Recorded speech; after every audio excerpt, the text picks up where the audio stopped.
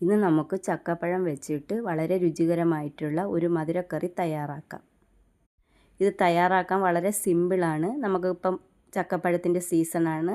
അപ്പോൾ നമുക്ക് നല്ല മധുരമുള്ള ചക്കപ്പഴം കിട്ടുമ്പോൾ ഇതുപോലെ വളരെ എളുപ്പത്തിൽ തയ്യാറാക്കാൻ പറ്റിയ സ്വാദിഷ്ടമായ ഒരു വിഭവമാണ് ഈ മധുരക്കറി. ഇത് തയ്യാറാക്കാനും വളരെ കുറച്ച് സമയം മതി. വളരെ എളുപ്പത്തിൽ നമുക്ക് തയ്യാറാക്കാം. അരമുറി തേങ്ങ ഇതുപോലെ ചിരകിയെടുത്തിട്ടുണ്ട്. ഇത് നമുക്കൊരു മിക്സിയുടെ ജാറിലേക്ക് ഇട്ട് കൊടുക്കാം. ഇനി ഇതിലേക്ക് ഒരു ഗ്ലാസ് വെള്ളം കൂടി ഒഴിച്ചിട്ട് നമുക്ക് ഇതിൽ നിന്ന് തേങ്ങാപ്പാൽ എടുക്കണം. അതിനു വേണ്ടി നമുക്കിതൊന്ന് മിക്സിയിലൊന്ന് അരച്ചെടുക്കണം.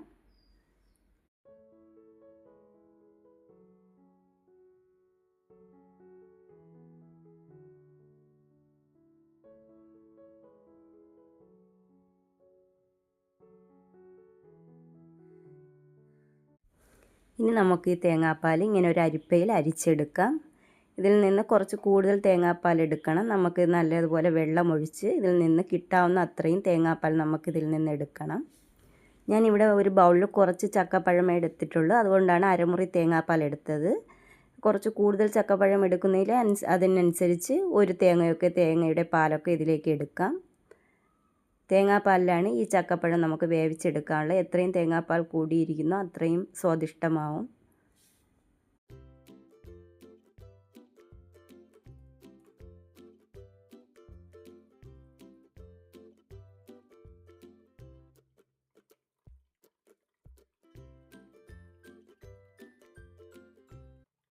ചക്കപ്പഴം ഇതുപോലെ ചെറുതായിട്ടൊന്ന് അരിഞ്ഞ് മാറ്റി വയ്ക്കാം. ഇനി ഒരു പാൻ വെച്ച് ചൂടായി വരുമ്പോൾ അതിലേക്ക് കുറച്ച് നെയ്യ് ഒഴിച്ചു കൊടുക്കാം. ആദ്യം നമുക്കതിൽ കുറച്ച് അണ്ടിപ്പരിപ്പും കപ്പലണ്ടിയും ഇട്ട് ഒന്ന് ഫ്രൈ ചെയ്തെടുക്കണം.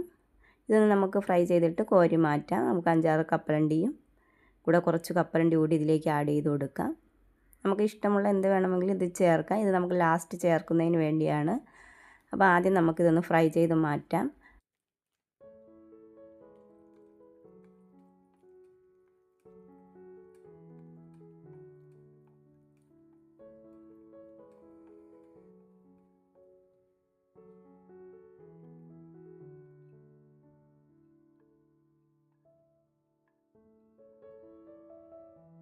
ഇനി ഈ നെയ്യിലേക്ക് നമുക്ക് അരിഞ്ഞു വെച്ചിരിക്കുന്ന ചക്കപ്പഴം ചേർത്ത് കൊടുക്കാം.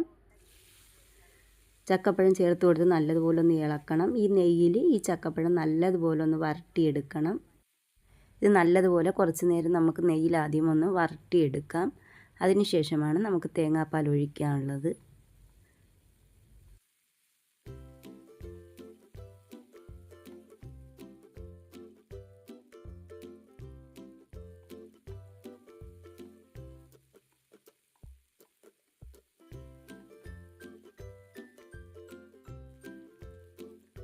ഇനി നമുക്ക് തേങ്ങാപ്പാലിൽ നിന്ന് കുറച്ച് ഇതിലേക്ക് ഒഴിച്ചു കൊടുക്കാം. എല്ലാ തേങ്ങാപ്പാലും ഇപ്പോൾ ഒഴിക്കേണ്ട, ബാക്കി നമുക്ക് ലാസ്റ്റിൽ ഒഴിക്കാം. ഇനി ഈ തേങ്ങാപ്പാലിൽ കിടന്ന് ഈ ചക്കപ്പഴം നല്ലതുപോലെ ഒന്ന് വേവണം. നമുക്ക് ഇടയ്ക്ക് ഇതുപോലെ ഒന്ന് ഇളക്കി കൊടുക്കാം.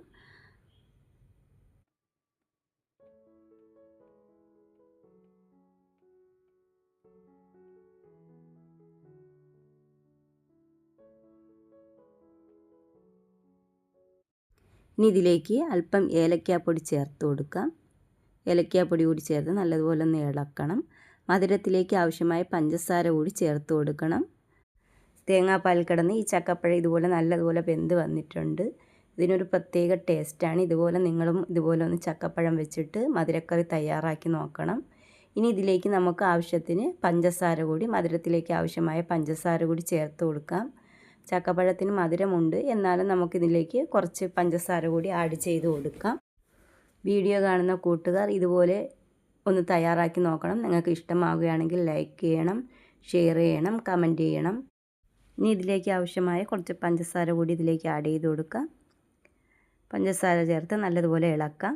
ആദ്യം ഒഴിച്ച തേങ്ങാപ്പാലൊക്കെ വറ്റി വന്നിട്ടുണ്ട്. ഇനി നമുക്കിതിലേക്ക് ബാക്കിയുള്ള തേങ്ങാപ്പാൽ കൂടി ഒഴിച്ചു കൊടുക്കണം.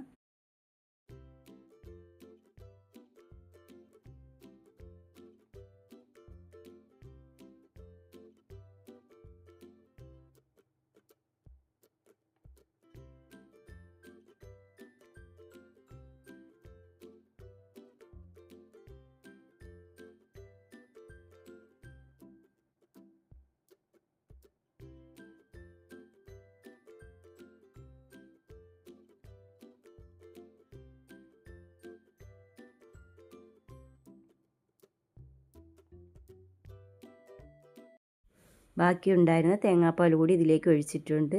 ഇനി ഇതിലേക്ക് 1 സ്പൂൺ അരിപ്പൊടി കൂടി നമുക്ക് കലക്കി ഇതിലേക്ക് ഒഴിച്ചു കൊടുക്കാം.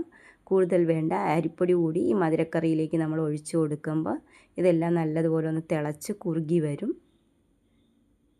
വളരെ രുചികരമായിട്ടുള്ള ഈ ചക്കപ്പഴം വെച്ചിട്ടുള്ള മധുരക്കറി കൂട്ടുകാർ തയ്യാറാക്കി നോക്കണം, നിങ്ങൾക്ക് ഇഷ്ടമാകും. വീഡിയോ കാണുന്ന കൂട്ടുകാർ എൻ്റെ ചാനലൊന്ന് സബ്സ്ക്രൈബ് ചെയ്ത് സപ്പോർട്ട് ചെയ്യണം. കുറച്ച് നേരം കൂടി ഇത് നമുക്ക് നല്ലതുപോലെ ഒന്ന് കുറുക്കിയെടുക്കാം. അരിപ്പൊടി ഇട്ടത് കൊണ്ട് ഇതെല്ലാം നല്ലതുപോലെ ഒന്ന് കുറുകി വരും, തിക്കായി വരും. ആ സമയത്ത് നമുക്ക് വറുത്ത് വെച്ചിരിക്കുന്ന നെയ്യ് കൂടി കാഷ്യൂനട്ടും കപ്പലണ്ടി കൂടി ഇതിലേക്ക് ചേർത്ത് കൊടുത്ത് നമുക്ക് തീ ഓഫ് ചെയ്യാം. വളരെ രുചികരമായിട്ടുള്ള ഈ ചക്കപ്പഴം വെച്ചിട്ടുള്ള മധുരക്കറി വളരെ എളുപ്പത്തിൽ നമുക്ക് തയ്യാറാക്കാം. വീട്ടിലെല്ലാവർക്കും ഇഷ്ടമാകുകയും ചെയ്യും, അത്രയും രുചികരമാണ്.